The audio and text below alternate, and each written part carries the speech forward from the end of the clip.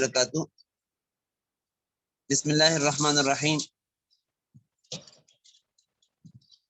آج آخر میں چند باتیں متفرق دو تین ہیں رہ گئی تھی، جو ان میں سے ایک بات یہ کہ سوال یہ پیدا ہوتا ہے، جو کل میں نے تھوڑی سی بات اس پہ کی بھی تھی، کہ آج یہود، نصارہ، ہنود سب مسلمانوں کے خلاف اکٹھے ہیں اور آپس میں اگرچہ لڑتے رہتے ہیں، لیکن جب اسلام کی بات آتی ہے تو وہ سب کے سب ایک ہو جاتے ہیں۔ اور آپ دیکھیں کہ مثال کے طور پہ افغانستان میں جب امریکہ نے اپنی فوجیں بھیجی تو دیگر اتحادیوں نے بھی اپنی اپنی فوجیں افغانستان میں بھیج دی، تو اسلام کے خلاف سب ایک ہوتے ہیں، الکفر ملت واحدہ کا مصداق بن جاتے ہیں۔ تو کیا وجہ ہے کہ اسلام سے یہ ساری اقوام اتنی خوفزدہ ہیں؟ انہیں اسلام سے کیا خطرہ ہے؟ تو دیکھیں، اصل خطرہ انہیں اسلام کے بے عیب نظام سے ہے، دل پذیر دعوت سے ہے، اور اس کے ناقابل شکست اصولوں سے ہے۔ ایسا نہیں ہے کہ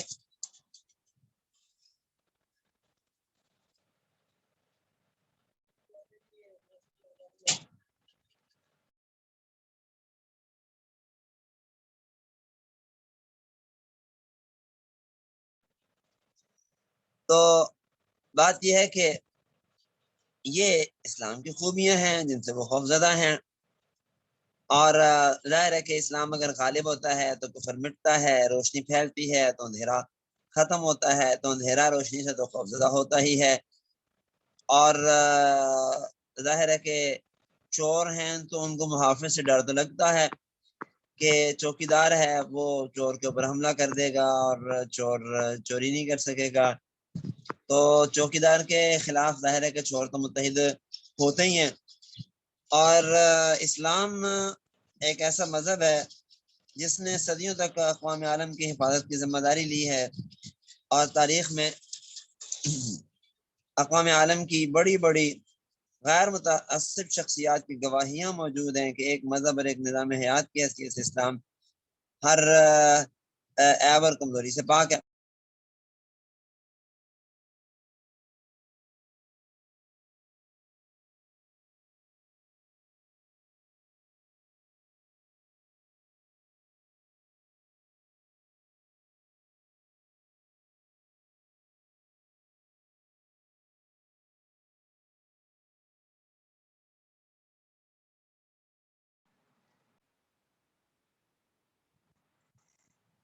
ایک بہترین نظام دیا دنیا کو، جس نظام کی وجہ سے آج دنیا خوف زدہ ہے کہ اسلام کا نظام اگر غالب آ گیا تو ہمارے سارے باطل نظام، چونکہ یہ تو کمزوریوں خامیوں سے بھرے ہوئے ہیں اور یہ انسانی عقل سے وہ مرتب کیے ہوئے ہیں، اور ظاہر ہے کہ انسان کی عقل تو ناقص ہے اور وہ تو وقتی فوائد دیکھتی ہے، یا قانون بنانے والے اپنے فوائد کو سامنے رکھتے ہیں اور ان کو لوگوں کے اجتماعی فوائد کا اندازہ نہیں ہوتا، یا ہوتا بھی ہے تو مفادات سامنے ہوتے ہیں۔ بہرحال بہت سی ان میں خامیاں، خرابیاں اور کمزوریاں رہ جاتی ہیں۔ اس لیے انسان کا بنایا ہوا نظام کبھی بھی خالق کے نظام کا مقابلہ نہیں کر سکتا، اور اسلام کا نظام یہ خالق کائنات کا بنایا ہوا، اس کا دیا ہوا ہے۔ اب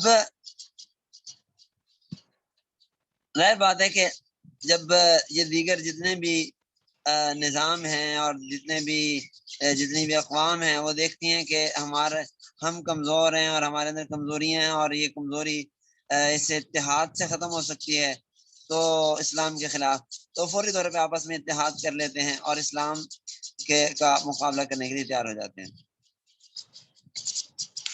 تو یہ ایک بڑی وجہ ہے اسلام سے ان کی دشمنی کی۔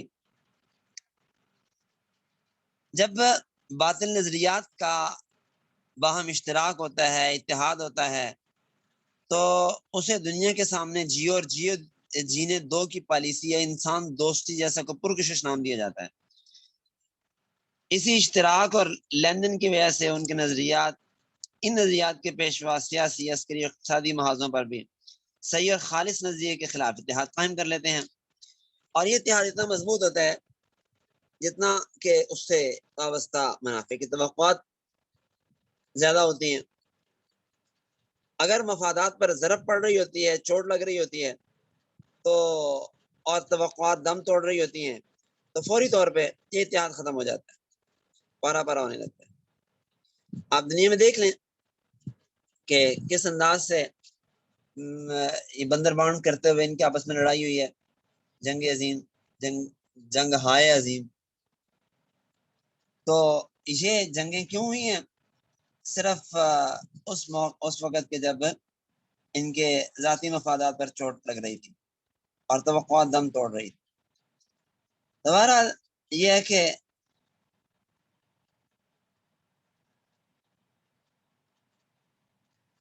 مسلمانوں کا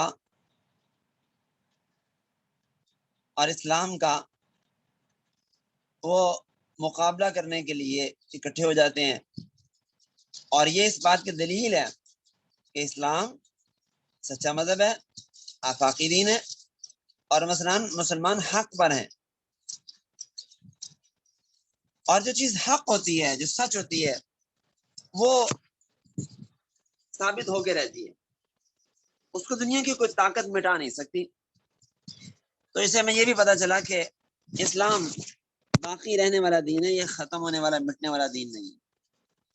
اس لیے ان سب کے ایک ہو جانے کے بعد بھی ہمیں کسی قسم کی پریشانی کی ضرورت نہیں ہے، اسلام ہی غالب آئے گا۔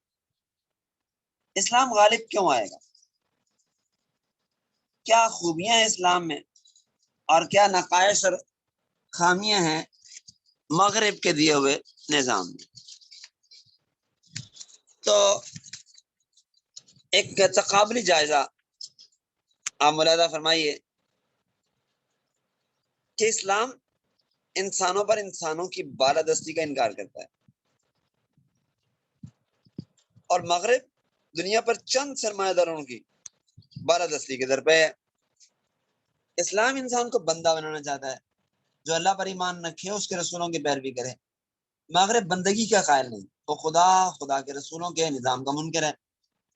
اسلام چاہتا ہے کہ انسان دنیا آخرت کی فلاح پائے، اور مغرب کے ہاں منتہائے نظر دنیا ہی ہے، آخرت تو ہے ہی نہیں، اور اگر ہے بھی ہے تو وہ صرف ایک تھیوری کی حد تک ہے۔ کیا مثلا مثال کے طور پہ یہود ہیں تو انہوں نے کہا ہے کہ جی آخرت ہے، لیکن ہم صرف چند دن کے لیے جہنم میں جائیں گے، اس کے بعد ہمیشہ کے لیے جنت میں۔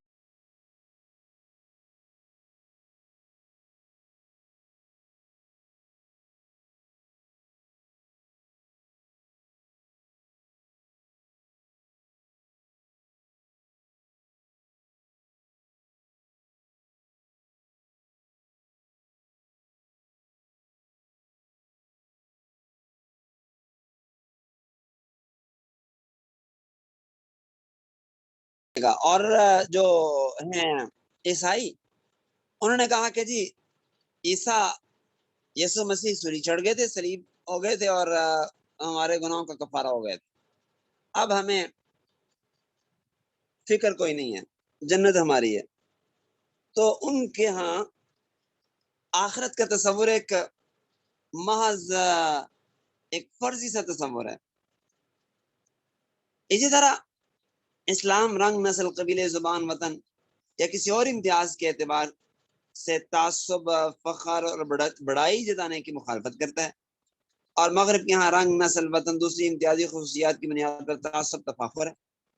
اسلام ایک پاکیزہ زندگی کا داعی ہے، جو خاندانی نظام کو تحفظ دیتی ہے اور اسے مضبوط بنیادیں فراہم کرتی ہے۔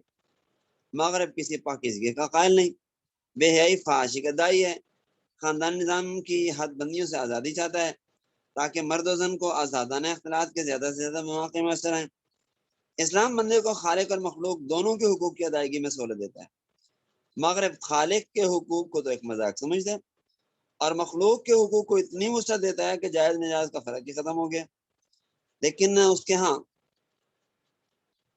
رذیل ترین خواہش پوری کرنا اور پسترین لذت حاصل کرنا یہ بھی انسان کا حق.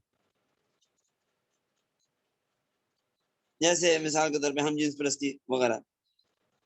اور اسلام خلوص اور بے غرضی کی قدر کرتا ہے. نیک کام کا اجر اللہ سے لینے کی حوصلہ افزائی کرتا ہے. مغرب صرف مفاد کو بجاری ہے، مثبت کاموں کو بھی مالی مفاد ملنے پر منحصر رکھتا ہے. اسلام باہمی رضامندی کے تحت قوموں اور ملکوں کے درمیان خیر کے معاہدات کی حوصلہ افزائی کرتا ہے اور دھوکہ دہی، عہد شکنی، بلیک میلنگ کی پرزور مخالفت کرتا ہے. اور اسلامی تاریخ میں ایسی مثالیں ڈھونڈنا مشکل ہے کہ جب مسلمانوں نے کسی غیر مسلم طاقت سے عہد شکنی کی، بلکہ جب بھی وعدہ کیا معاہدہ کیا اس کو پورا کیا. اور مغرب دھوکہ دہی اور عہد شکنی اور فریب دہی کا عادی ہے. قوموں کو لوٹنا، کمزور قوموں کے حقوق کو پامال کرنا، اور اس کے ہاں عہد پورا کرنے کی شاعری کو مثال ملی کہ اس نے 100% عہد کو پورا کیا ہو. اب المیہ یہ ہے کہ ہمارے ہاں مغرب کتنی تعریفیں کی گئی ہیں کہ کہا جاتا ہے کہ جی وہ تو عہد کو پورا کرنے والا ہے اور مسلمان عہد شکن، یعنی بالکل الٹ معاملہ ہو گیا. اور ان کی برائی کو بھی اچھائی کہا جاتا ہے اور ہماری اچھائی کو بھی برائی کہا جاتا ہے. اسلام بتاتا ہے کہ اصل جوہر ذاتی کردار اور برتری کی بنیاد وہ تقوی ہے. لیکن مغرب کے ہاں عزت شرافت کے پیمانے دولت، شہرت اور کسی فن میں مہارت. اور کوئی شخص ذاتی طور پہ جتنا بھی نیک کیوں نہ ہو وہ بڑا آدمی نہیں بن سکتا جب اس کے پاس پیسہ نہ ہو، دولت نہ ہو، یہ چیزیں نہ ہو. اور کوئی آدمی جتنا بھی گندا کیوں نہ ہو، زانی، شرابی، ہم جنس پرست، لیکن پیسہ ہے، شہرت ہے یا کسی کام میں ماہر ہے تو بہت عظیم انسان بن سکتا ہے. اسلام مذہب اور رنگ و نسل کے امتیاز کے بغیر انسانی جانوں کی حفاظت کا ضامن ہے. چنانچہ قرآن پاک میں اللہ رب الجلال نے ایک انسان کی جان کے لینے کو تمام انسانیت کے قتل کے مترادف قرار دیا ہے. اور مغرب نے یونانی رومی دور سے لے کر آج تک انسانی جان و مال کی حرمت کا کبھی بھی لحاظ نہیں کیا. جاپان پر ایٹمی حملہ ہو، عراق اور افغانستان سے چڑھائی ہو، فلسطین میں خون مسلم کی ارزانی ہو، تو وہ سب کے سامنے ہے. آج آپ دیکھ لیں کہ فلسطین میں کیا کچھ نہیں کر رہے وہ، اور ادھر آپ دیکھ لیں کہ بدھوں نے برما کے اندر کیا مظالم ڈھائے ہیں مسلمانوں کے اوپر کہ روح بھی کام جائے. اور شام کے اندر کیا کچھ انہوں نے مسلمانوں کے ساتھ نہیں کیا. علمان والحفیظ اسلام کے لفظ میں عالمگیر سلامتی کا پیغام ہے. امن، محبت، بندگی، خالق کائنات کی واحد ذات پر غیر متزلزل ایمان، یہ چیزیں اسلام ہیں. اور مغرب ان شرافتوں سے بعید عمل. تو یہ ہے اسلام کے وہ اخلاقی اور آفاقی اقدار جن کی وجہ سے اسلام دنیا میں غالب ہے اور غالب ہی آئے گا.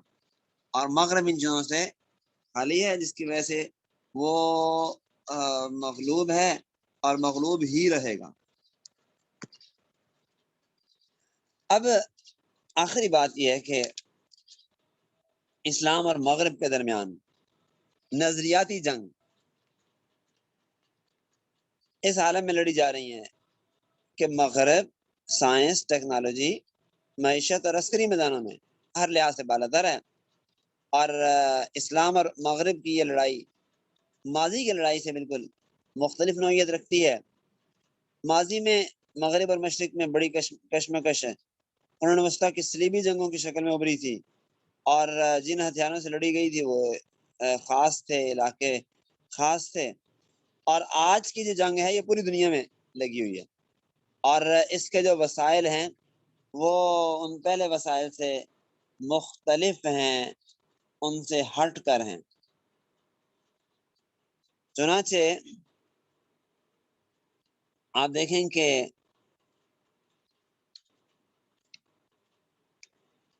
اسلام کے دائی، فکری اور نظریاتی غازی یہاں بھی قلیل تعداد میں اور محدود وسائل کے باوجود اپنا فریضہ انجام دے رہے ہیں، جس کے اثرات آہستہ آہستہ ظاہر ہو رہے ہیں۔ تو مفکر ہے شفیق الاسلام فاروقی، اس نے کہا ہے کہ جی مادہ پرستی کے اس دور میں دنیا کا کون سا گوشہ ہے جہاں لوگ مادہ پرستی کو چھوڑ کر بڑی خاموشی سے اسلام قبول نہیں کر رہے۔ مغرب میں انسانوں کا یہی وہ بڑھتا اور رجحان ہے جس سے صلیب کے لمبردار بری طرح پریشان ہیں۔ یعنی مغرب میں لوگ اسلام کو اتنی تیزی سے قبول کر رہے ہیں کہ ابھی 2-3 نشستوں پہلے آپ نے مولانا زید الراشد صاحب سے سبق میں سنا تھا کہ شیخ نے فرمایا تھا کہ 1988 میں پہلی مرتبہ گیا تھا امریکہ میں، اور وہاں پہ ایک علاقے کی مسجد تھی، ایک ہی مسجد اس پورے علاقے میں، جہاں پہ جمعے کے دن بھی ہم آخری وقت کا انتظار کرتے تھے کہ لوگ کئی میلوں دور سے آتے تھے اس مسجد میں، اور گاڑیوں پہ دوسرے شہروں سے آتے تھے، اور آتے کافی دیر ہو جاتی تھی، 3-4-5 لوگ مشکل سے جمع میں ہوتے تھے، ان سب کا انتظار کر کے ان کو لے کے جمعہ پڑھنا ہوتا تھا۔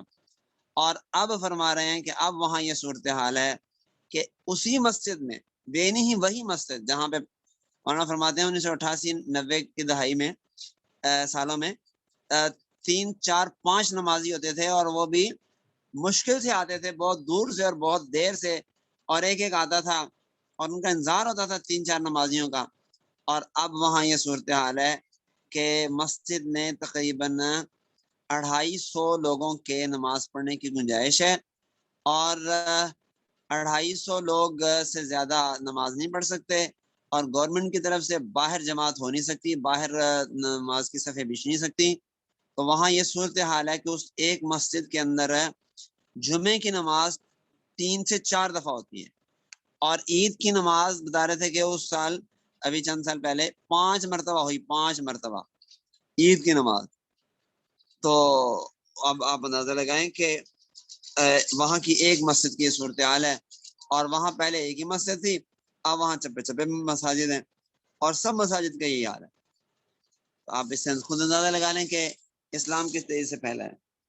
اب کافر چاہتے ہیں کہ ہم وہ بڑے پریشان ہیں صورتحال سے، تو وہ چاہتے ہیں کہ اسلام کو ہم کسی طرح ختم کر دیں، لیکن ظاہر ہے کہ اسلام ختم ہونے والا نہیں ہے، یہ تو بڑھنے والا ہے، چڑھنے والا ہے، اور انشاءاللہ بہت تھوڑے عرصے میں انشاءاللہ العزیز اسلام پوری دنیا پہ غالب آ جائے گا، اور مغرب انشاءاللہ شکست کھا رہا ہے اور کھاتا ہی رہے گا انشاءاللہ العزیز۔ تو اسی پہ اکتفا کرتے ہیں آج۔ اب